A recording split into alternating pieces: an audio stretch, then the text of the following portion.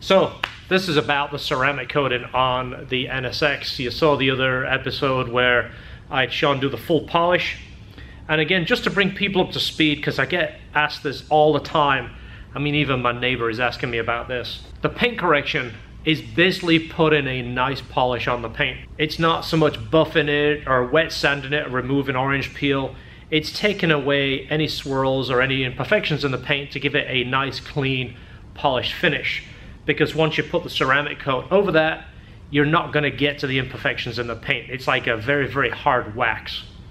I've dealt with vehicles with ceramic coat versus wax versus putting a coat of wax on every 30 days. I choose ceramic coat. It's more money, and I also recommend paying someone to do it. There is nightmare stories of putting it on wrong or putting it on thick.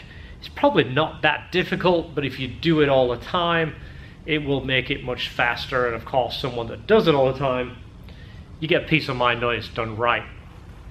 So the ceramic coat we did on this was not the regular ceramic coat. It is by G-Technic, but it's their higher end ceramic coat. It's supposed to be harder. Sean was telling me about it, and he said it is actually a harder ceramic coat and it'll last longer. So I got the car dirty from the drag strip, you saw that. I probably shouldn't have done it, but when we were doing the polishing, I got 2 or 3 people that said don't put ceramic coat on till at least 60 days because the paint has to cure. But I wanted to take their, their recommendation. So I already had the drag strip planned, and I drove it to the drag strip, ran it, drove it home. That was it. So I washed it and prepped it, but of course Sean looked at it and found a couple of imperfections. He fixed those, put a couple of extra polish here and there where it needed it to get the paint back to be as perfect as we can. And then he did the ceramic coat. All right, so we have round 2. I'm gonna tell you where I made the boo-boo, and I kind of had a bad feeling about it, but anyway. Sean went ahead and polished the whole car and got it all nice and prepped. And I went and took it to the drag strip and went and drove it all over the place without protection. So I was kind of concerned about accuracy, and I should let the car sit for 60 days before ceramic coating it. You remember that video. So unfortunately, Sean now has to fix what I did again. So he's going to basically go over the car and fix all fix all the boo-boos and then coat it. Yeah, so today basically what we did was we washed the car, wiped it down with panel wipe, which basically gets all the oils and stuff off from the polish left behind, and then just re-inspected it, made sure there was no damage from the drag strip or anything on the lower fenders and stuff like that. And there were some water spots here and there, so we're going to polish those out, and then we're going to coat it today with G-Technic Crystal Serum Ultra. So the water spots are just because it wasn't protected, right? Yeah, there was no protection on the paint, but just from after I'd polished it, yeah, what was on there from the oils from the polish, basically. Yeah, so everything was stripped, so the surface had no protection. Like usually you'd put your hand wax on it. Well, because he's going to ceramic coat it, there was no wax on it. It was just a perfectly clean, polished paint. So there you go. Don't do that. Make sure it gets protection. Do not do that. Always protection. Yeah. There is a mark there. Is that a scratch? I think that was that scratch that you had to work on last time, remember? There's a scratch down there? Yeah, that was a deep one. Here. Yeah, you can see it picks up in the light. Like dead in the middle. I think that was that one you mentioned. Yeah, we'll touch that up again too. But yeah, it looks good now. You wiped it down, but I'll let you do your magic. We'll film a little bit about the process of you putting that on, and I'll get some good outside shots. Sounds good. Fantastic. So the wheel should stay cleaner, the paint will stay cleaner. It's easier for me to take care of. Now I can just hit it with a foam cannon, like I said. The modifications, a lot of people are making fun of me for, is taking off the emblems of modification, is waxing it modification. It depends what you call a modification. It was more of personalizing the car. It's like if you buy a car and you take the wheels off and you paint them your own color. It's not a modification to make it faster or perform better. It's a modification based on you changing it to, be personalized in the way you want it. A lot of cars you look at and you go, that car is perfect, but it could use window tint, hence window tint. Or it could use the wheels being darker to give it a little bit of contrast between the paint. I used to make fun of people on their, you go to the car show and it had a list, modifications, oil cap, radiator cap, dipstick. And it's not really a modification, but it kind of is, because you've modified it from its original form and you've personalized it. So whether it's something basic or extreme, it's still a modification. Yes, I am starving. I went to McDonald's. You're never gonna guess what I ordered.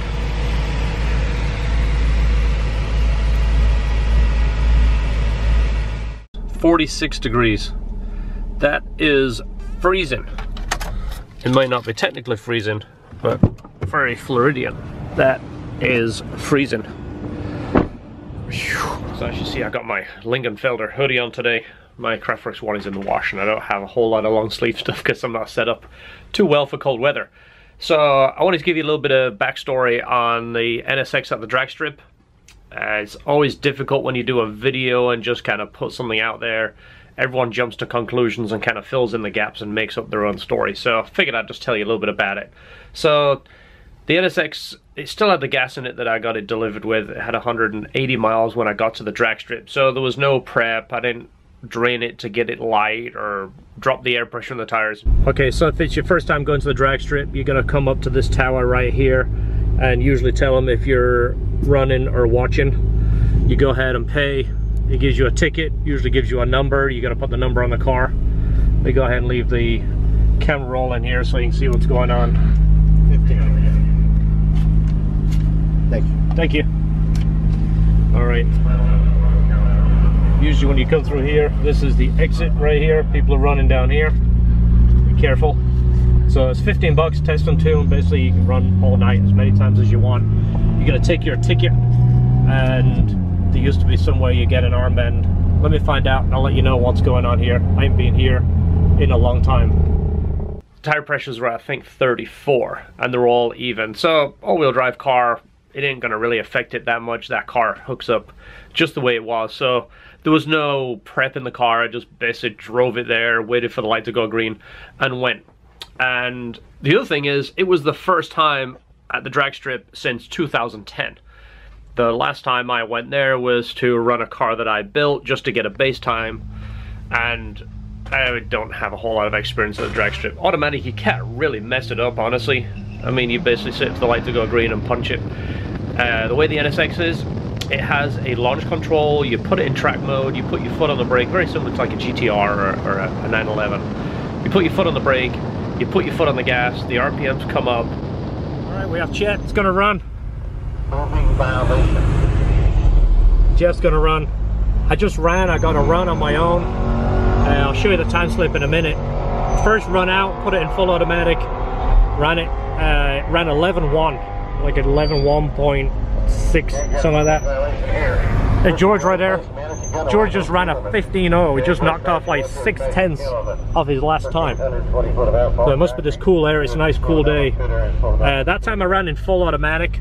I'm gonna put it in manual mode this time and hit the paddles and see if I can manual shift it, see if it'll go any faster. I mean, if it does, great. Make sure the engine now will cool down. If I put in Evo mode, watch this, then it'll shut off. They're gonna do a little bit of dragging on the racetrack, so you get them over to the step on the refreshment center. Get yourself a nice cold Budweiser, something good to eat or drink. Well, the refreshment center is still open. Okay, at last. There we are. I don't know if Jeff is going to line up with me or the BMW. Of course, I sound funny, I got the helmet on. You got to wear a helmet, I think $13.99 or faster.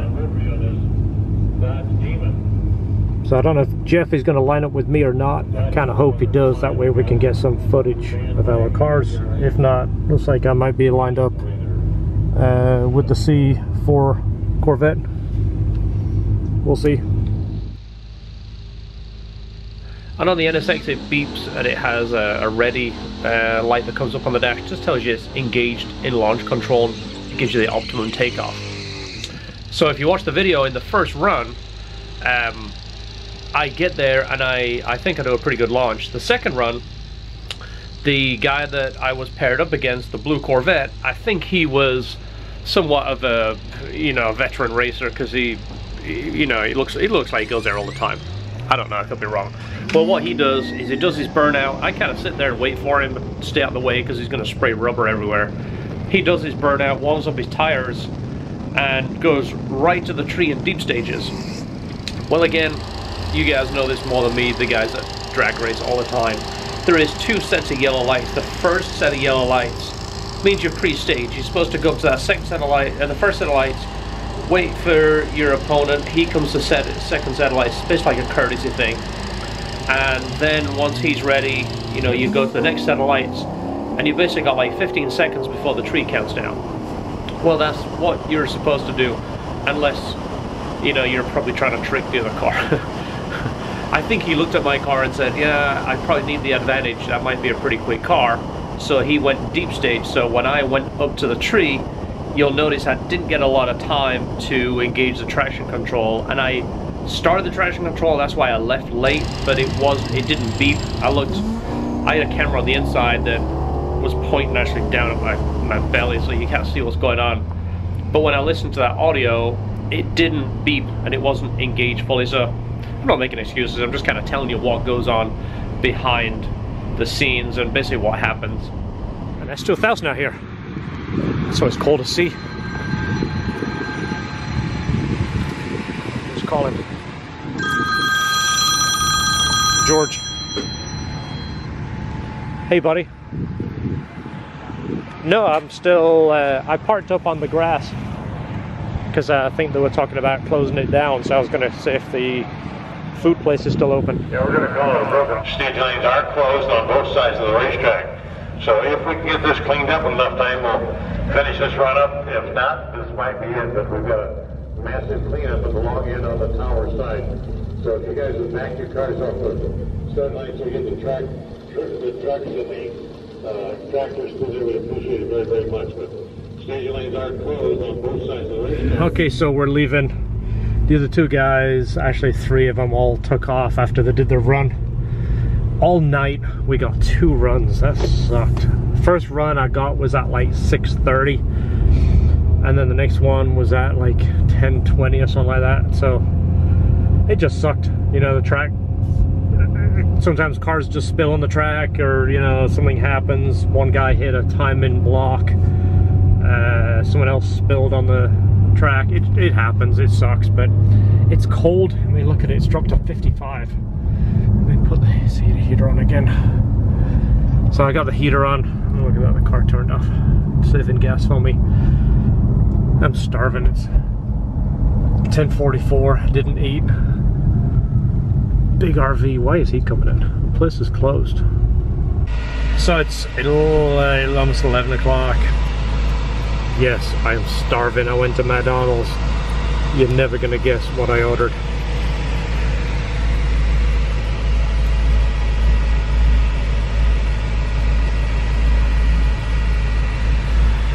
Always good to get people giving us thumbs up. So I'm actually using a stupid little cup holder. Hey buddy, how are you? Man. Thank you. Man, I love the Acura. To think Acura could build a car like this, I'm amazed.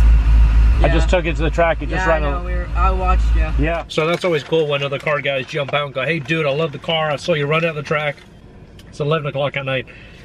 I'm eating French fries and a egg McMuffin because it's warm and I'm freezing cold. Now, I can't say that an NSX brings you fame and fortune, but you can't really tell here. The egg McMuffin, I opened it and I go, wow, this thing's kind of heavy. It's got double egg and double ham. She hooked me up. This thing is fantastic. This is exactly what you want to eat at 10 after 11. What's also cool, another dude just came up in a Challenger that saw me run at the track and said, dude, I love the car. Asked me about it, talked to him. That's what's awesome about a car guy. It doesn't matter what you're driving. You respect somebody else's car, you enjoy it. You say, well, it's not the car I would pick, but I respect it and I like it, and this is my car. But you get my point. You find someone that has the same kind of passion. Doesn't matter what you drive, he's a car guy.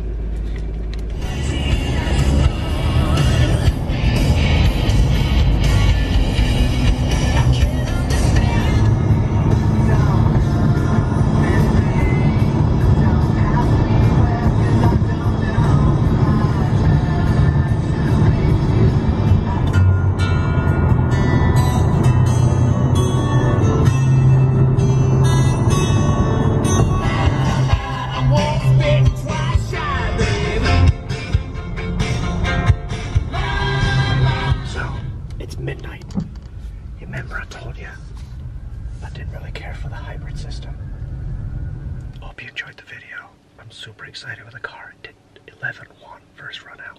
All stock, all automatic. Perfect. Click the bell, subscribe. Thanks for watching. Good night.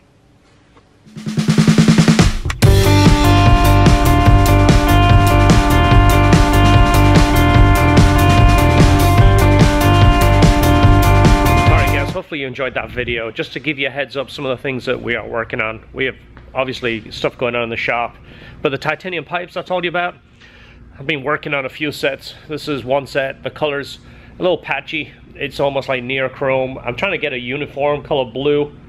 See, this has purple and red and blue and light blue, and it's kind of cool. I got a couple of different ones down here.